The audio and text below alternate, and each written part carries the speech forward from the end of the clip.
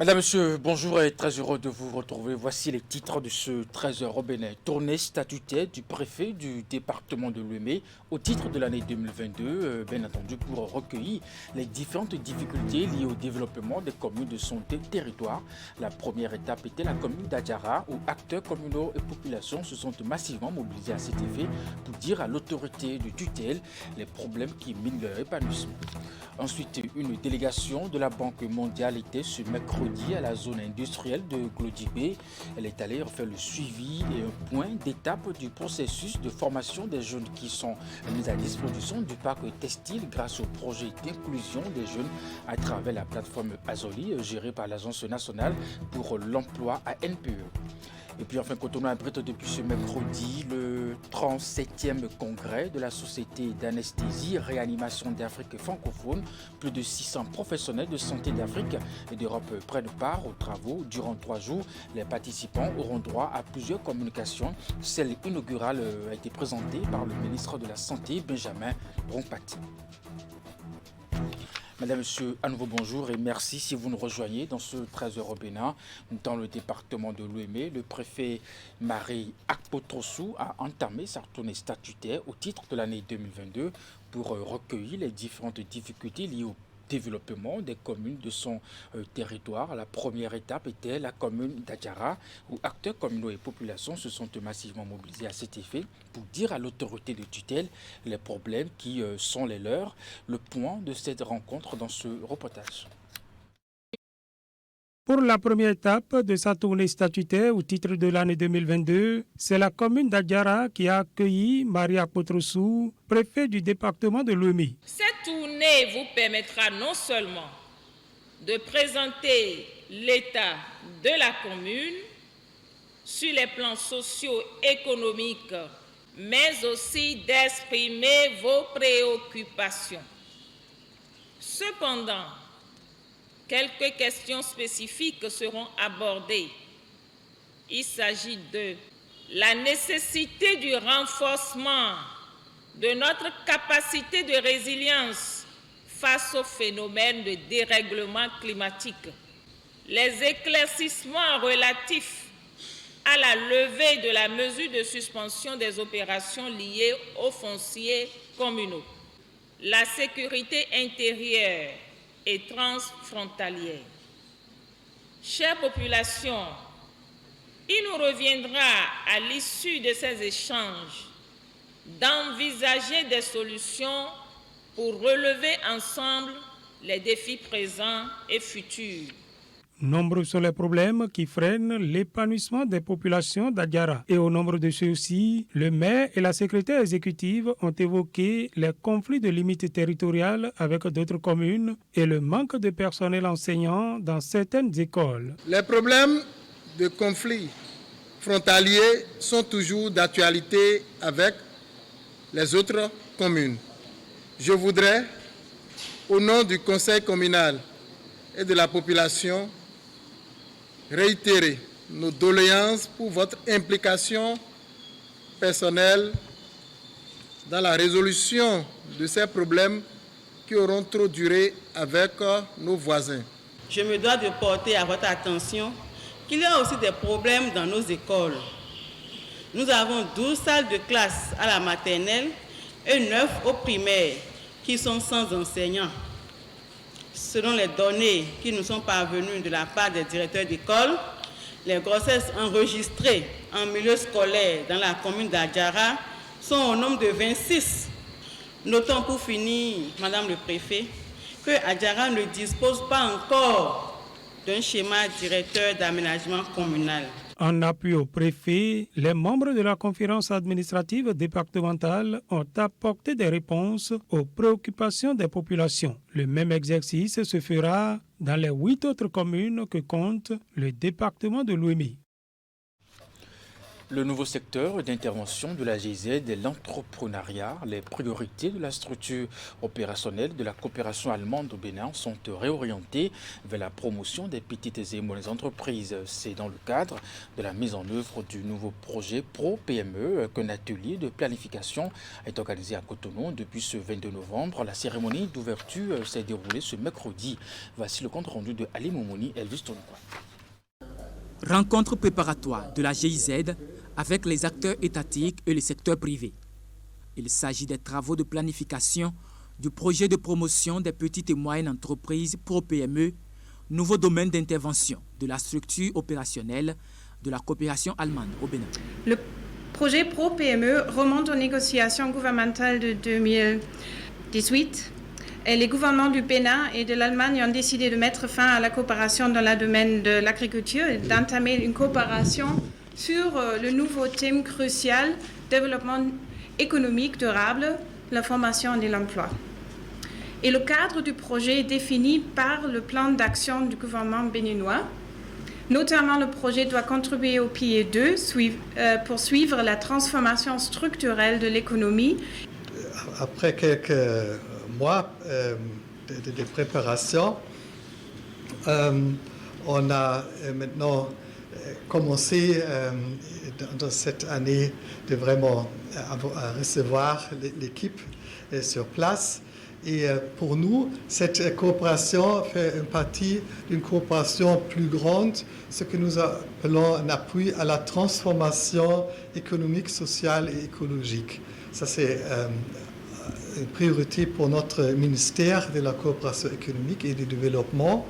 C'est un atelier de 4 jours qui aboutira à la planification optimale des activités de Pro-PME dans les zones d'intervention et la validation des différentes étapes de sa mise en œuvre. Le projet de promotion des petites et moyennes entreprises est placé sous la tutelle du ministère des PME-PE.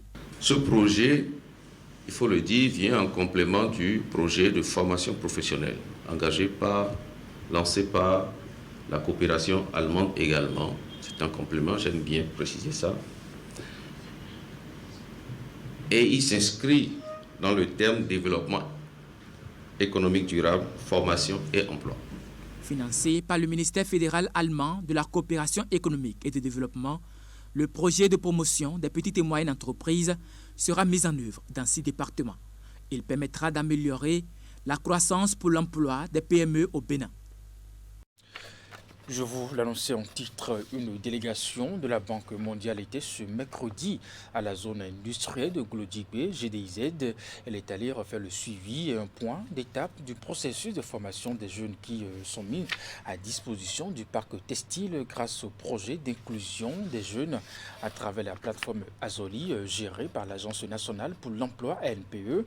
Une séance d'échange avec les responsables du parc textile et de l'ANPE qui s'est déroulée après une visite de supervision au niveau des 2 parcs textiles et Kajou.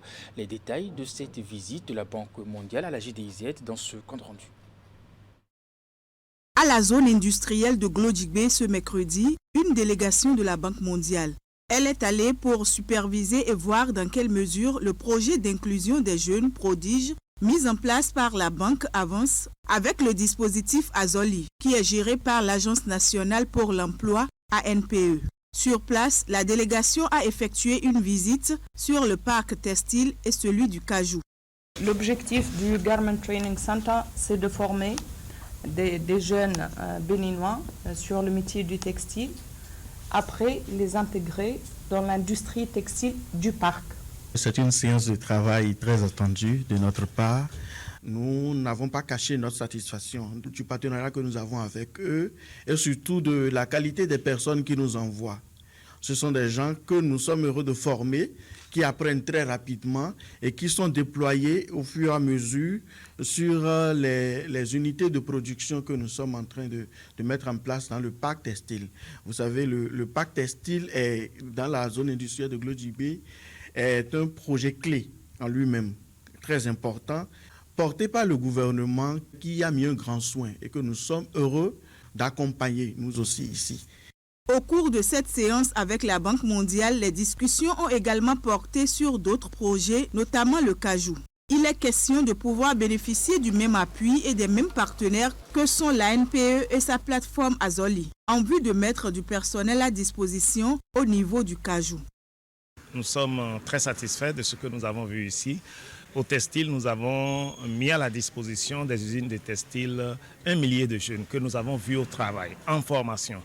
Et cela est très satisfaisant pour ce que nous avons vu. C'est de l'insertion qui est au bout de cette chaîne. Et ici, pour les noix de cajou, l'usine est en démarrage et nous allons y recruter également de nombreux jeunes qui vont apprendre le métier pendant une durée déterminée, puis avoir plus tard un contrat pour pouvoir y travailler. La Banque mondiale est un partenaire de la zone industrielle et l'ambition du projet est très grande pour le gouvernement béninois qui est en partenariat avec l'institution financière, reconnaît le directeur général de l'ANPE. Il a saisi l'occasion pour ainsi s'adresser à la jeunesse. Je voudrais dire à tous les jeunes béninois que à travers ce projet d'industrialisation ici à la GDIZ, il y a de milliers d'opportunités d'emploi. Le projet vise 350 000 emplois. Dans le textile seul, l'objectif visé est de 20 000 emplois. Et donc, il y a des opportunités d'emploi. Dans les jours et semaines à venir, nous allons lancer un nouveau processus d'enregistrement de tous ceux qui sont intéressés de travailler dans cette zone. Point n'est besoin d'avoir de grands diplômes. Nous prenons des gens qui ont des diplômes, des gens qui n'en ont pas, des gens, pour l'essentiel, il suffit de savoir parler le français et nous pouvons leur trouver des opportunités de travail ici dans la zone. Lorsque le recrutement sera donc lancé dans les communes, les jeunes sont invités à se diriger vers les unités locales de promotion de l'emploi pour s'inscrire afin de pouvoir bénéficier des opportunités qu'il y a dans cette zone industrielle qui leur offre la possibilité de s'insérer professionnellement. Et c'est un compte rendu de Ouliat Sanoussi et des ronds-point-vie politique à présent. Vague d'adhésion au parti de l'Union progressiste Le Renouveau à Zapota. Antoine Afokpofi et ses camarades ont tourné dos au bloc républicain pour désormais militer au sein du parti du Baobab. L'annonce officielle a été faite lors d'un grand meeting qui a connu la présence de plusieurs leaders du parti. Les manifestations ont connu la présence de Boniface Yaro-Thomas et de Bonaventure Nathan Ake. Voici les détails. Dans la foule et au dit des leaders politiques présents, c'est un événement tant attendu. L'ancien maire de Zapota et ses compagnons rompent les amas avec le bloc républicain et déposent leurs valises à l'Union progressiste Le Renouveau. L'annonce officielle a été faite ce dimanche lors d'un géant meeting. Pour Antoine Afokpofi, c'est plutôt le retour au bercail d'un enfant prodigue. En fait, il s'agit bien entendu du retour au bercail d'enfants prodigues qui n'avaient en fait pour leur formation politique naturelle que l'Union progressiste Le Renouveau. Dans son intervention, l'ancien cavalier est aussi revenu sur les raisons de son volte-face. Sa décision d'atterrir à l'Union progressiste Le Renouveau est le fruit d'une longue réflexion intervenue à la suite d'une succession de faits. En quête de profonds changements après 2 décennies d'expérience politique, Antoine Afokpofi et ses camarades disent avoir été désillusionnés. Notre désillusion et notre désenchantement ont pris des formes multiples, les unes aussi chaotiques et perverses que les autres. Nous pouvons citer entre autres le parachutage à l'issue des élections législatives de 2019 d'un député qui a auparavant échoué à toutes les élections communales auxquelles il a pris part, parce que lui-même étant sans ancrage politique réel. L'horizon s'est davantage assombri suite à l'incarcération et au décès de la principale cheville ouvrière du rayonnement, j'allais dire, de ce parti dans notre commune. Je vais nommer notre cher et regretté frère Thomas Akbeva. Nos responsables, le maire et le député, ont brillé par leur absence lors des cérémonies de remise de prix aux meilleurs élèves de nos collèges, initiés par le jeune docteur Éric Baroussi, en vue d'immortaliser notre vaillant camarade décédé. Pour les membres de sa nouvelle famille d'accueil, c'est un grand jour et surtout une grande liesse de retrouver un ancien compagnon de lutte. C'est avec enthousiasme et ferveur que nous l'accueillons et je crois que nous allons nous battre pour que l'Union progressiste Le Renouveau soit vraiment le plus grand parti le parti hégémonique de notre pays. Je me réjouis vraiment que mon ancien compagnon, puisqu'on a toujours travaillé ensemble, il est allé faire l'expérience au biais. Je me réjouis qu'il retourne au bercail. Il faut retenir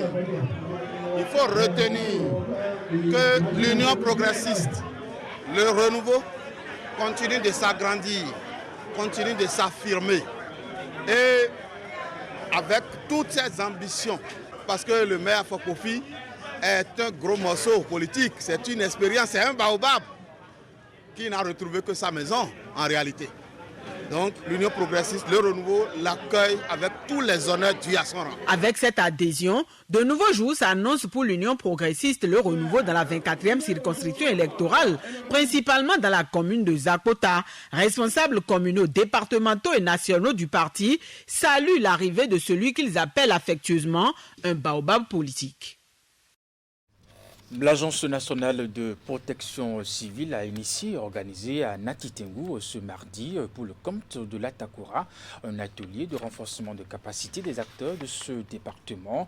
Il était en effet question d'informer les participants venus des 9 communes sur le rôle et l'importance du Fonds national de réponse aux catastrophes. Les travaux du dit atelier ont eu lieu dans la salle de réunion de la préfecture de l'Atakura à Natitengu. Compte rendu.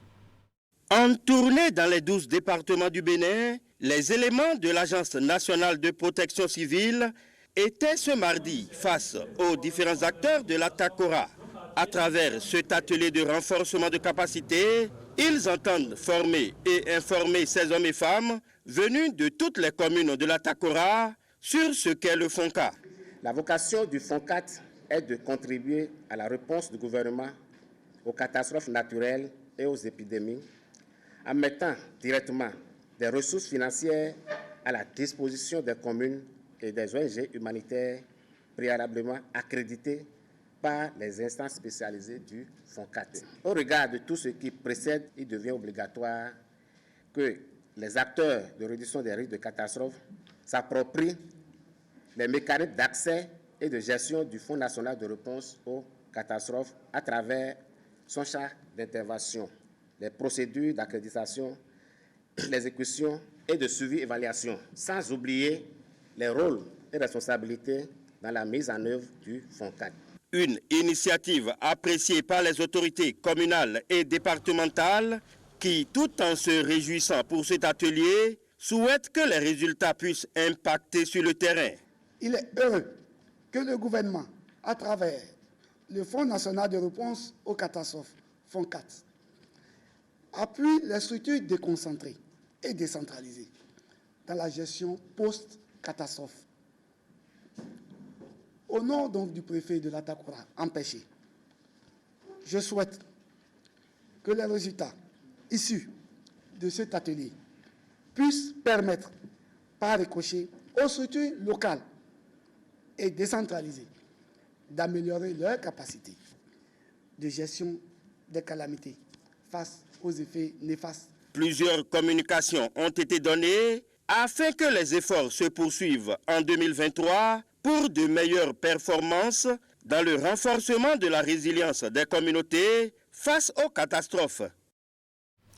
Dans la suite de ce 13h au Bénin à présent, l'Université d'Abomey-Calavi organise pour 3 jours à compter de ce mercredi le forum éducation, compétences et métiers. C'est une occasion d'échange et de réflexion pour offrir aux étudiants les portes pour l'insertion professionnelle.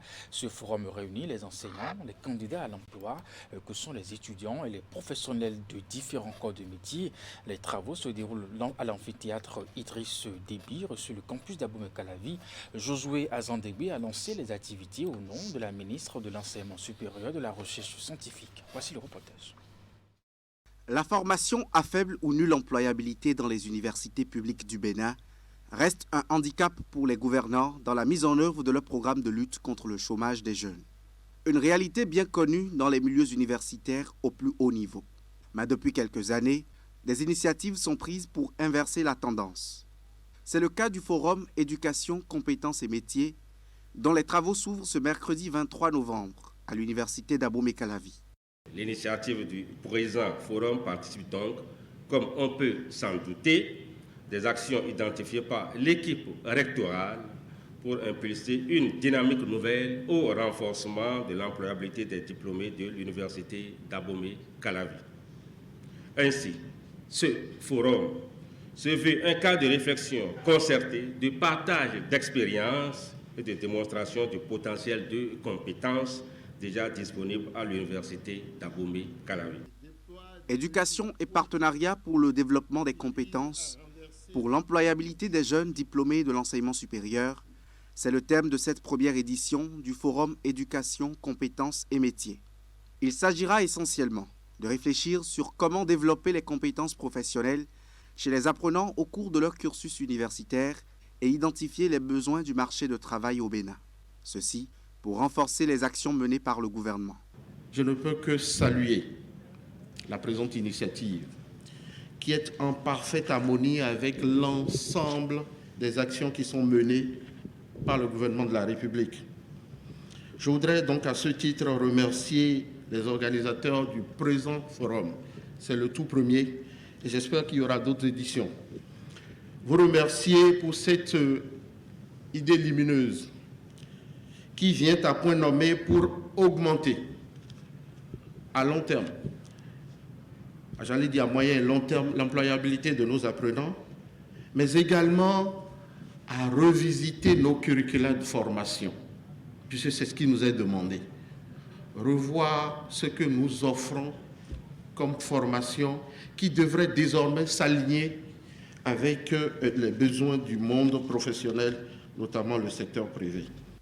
Les travaux de cette première édition du Forum Éducation, Compétences et Métiers seront constitués de communication et panels de discussion.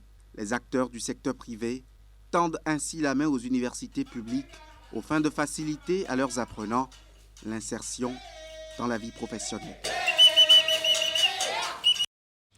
La campagne nationale d'information de l'opinion publique sur les violences faites aux femmes et aux filles démarre ce vendredi de ce 25 novembre au 10 décembre prochain. Cette campagne dénommée 16 jours d'activisme contre les violences basées sur le genre se tiendra sur l'ensemble du territoire national.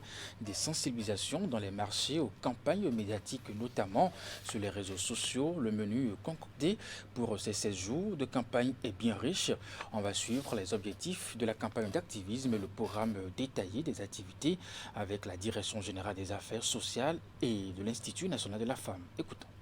Cette campagne permettra donc d'informer très largement et en utilisant tous les canaux disponibles les populations sur les conséquences sociales, économiques et sanitaires des violences basées sur le genre, sur les victimes elles-mêmes, les familles, les communautés et l'État, ainsi que sur les dispositions légales, réglementaires et les mécanismes et procédures mis en œuvre à cet effet. La campagne permettra également d'engager toutes les parties prenantes, notamment les autorités morales et religieuses, les hommes et tous les autres acteurs étatiques ou non étatiques, aux fins de prendre chacun en ce qui le concerne les dispositions idoines pour faire reculer les violences basées sur le genre. La campagne servira également de creuset pour dénoncer tout comportement, toute tendance, tout silence qui encourage les contrevenants et qui annihile les actions mises en œuvre dans le cadre de la lutte contre les violences basées sur le genre. Ce sera également l'occasion de renforcer la cohésion entre les acteurs étatiques, les élus locaux, les organisations non gouvernementales et les organismes internationaux dans le cadre de la lutte contre les violences basées sur le genre au Bénin. Mesdames et messieurs les journalistes, l'édition 2022 de cette campagne sera marquée par une série d'activités, au nombre desquelles il me plaît de citer le lancement officiel prévu pour se tenir le 25 novembre 2022 à Cotonou, sous la présidence de Madame le ministre des Affaires sociales et de la microfinance.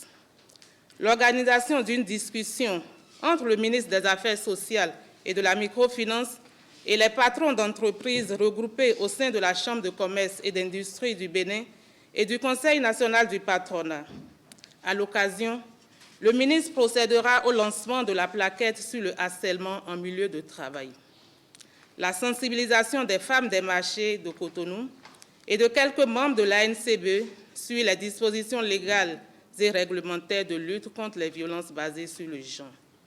L'organisation de 2 cafés thématiques par l'ambassade du Royaume des Pays-Bas et l'ambassade de France. L'organisation d'une causerie avec les étudiants et d'une émission interactive. La tenue d'une journée de clinique juridique dans le marché d'Antokpa, pour ne citer que ces quelques activités. Nous allons diffuser des messages thématiques via des TikTok. Nous avons aussi des mini-films que nous avons fait réaliser par l'équipe des comédiens de Jésus Comedy Club. Et nous allons faire une causerie à l'OCOSA avec les étudiants de l'OCOSA. Après cette causerie, nous espérons pouvoir faire une émission sur toujours où on va inviter des étudiants pour parler. Et puis justement, Cotonou abrite depuis ce mercredi le 35e congrès de la Société d'anesthésie réanimation d'Afrique francophone. Plus de 600 professionnels de la santé d'Afrique et d'Europe prennent part aux travaux. Durant 3 jours, les participants auront droit donc à plusieurs communications. Celle inaugurale présentée par le ministre de la Santé, Benjamin Rompati, porte sur le thème couverture sanitaire universelle au Bénin. Où en sommes-nous? Teddy Goudal. Benjamin Rompati, ministre béninois de la Santé, présente ici la conférence inaugurale qui donne le top des activités du 37e congrès de la Société d'anesthésie réanimation d'Afrique francophone. Sa communication porte essentiellement sur l'état des lieux de la couverture sanitaire universelle au Bénin. La SARANF de naissance, SARANF, Société d'anesthésie réanimation noire d'Afrique francophone, a été créée le 15 décembre 1984 à Cotonou par nos maîtres. Elle a pour mission essentielle la formation continue des professionnels de soins et d'enseignement de l'anesthésie-réanimation de la médecine d'urgence dans l'espace francophone africain. Sa revue de référence, qui est la RAMUR, la revue d'anesthésie de médecine d'urgence et réanimation, est l'un des supports essentiels de la publication des productions scientifiques de ses membres. Ce rendez-vous de Cotonou mobilise plus de 600 participants venus d'une vingtaine de pays d'Afrique et d'Europe. 3 jours durant, les tables rondes et thèmes de conférences retenus aborderont les questions de santé publique. Il s'agit des stratégies de réduction des mortalités maternelles et infantiles en Afrique, la prise en charge des maladies infectieuses, pour ne citer que ceux-là. Je n'ai pas de doute que votre société savante, la prestigieuse et résiliente Société d'anesthésie-réanimation de notre espace francophone africain, saura dégager des pistes claires qui permettront d'atteindre les objectifs de développement durable que nos pays visent à l'horizon 2030. Pour sa part, le gouvernement du président Patrice Talon a relevé depuis fort longtemps que la marche vers l'atteinte des objectifs de développement durable passe nécessairement par 4 chemins que sont la revalorisation des ressources humaines, la mise à disposition des infrastructures, des équipements et des intrants de qualité, la promotion d'une organisation résiliente de l'offre des soins, la culture de la bonne gouvernance à tous les niveaux du système de santé. C'est la 4e fois que la République du Bénin accueille ce congrès annuel de la Société d'anesthésie-réanimation d'Afrique francophone. Pour cette énième rencontre, des stands érigés à l'occasion sont visités par le ministre de la Santé qui coparraine l'événement. Environnement pour terminer, la détérioration de la couche d'ozone devient une menace permanente pour la vie sur Terre. Face à ce phénomène, la communauté internationale a pris des dispositions à travers la Convention de Vienne pour la protection de la couche d'ozone que le Bénin a ratifiée justement. Alors où en est le Bénin dans le respect de ses engagements? C'est ce que vous saurez dans ce reportage. Zongo, le plus gros marché d'appareils électroménagers dans la ville de Cotonou. Un quartier où l'on peut acquérir à moindre coût plusieurs gammes de réfrigérateurs, de congélateurs, de postes climatiseurs à usage domestique. Cette année, la clientèle se fait rare et Raimi, commerçant, se plaint de la mévente. Et nous, ça les 500 bédia, les 500 bédia, Il y a quelque temps, les ventes étaient courantes et faciles. On ne se plaignait pas. On pouvait vendre jusqu'à 400 000 francs CFA environ en une journée. Tout a changé aujourd'hui. Nous sommes couverts de dettes. Je ne me souviens pas avoir vendu 2 réfrigérateurs depuis le début de l'année. Plus aucun client ne vient vers nous.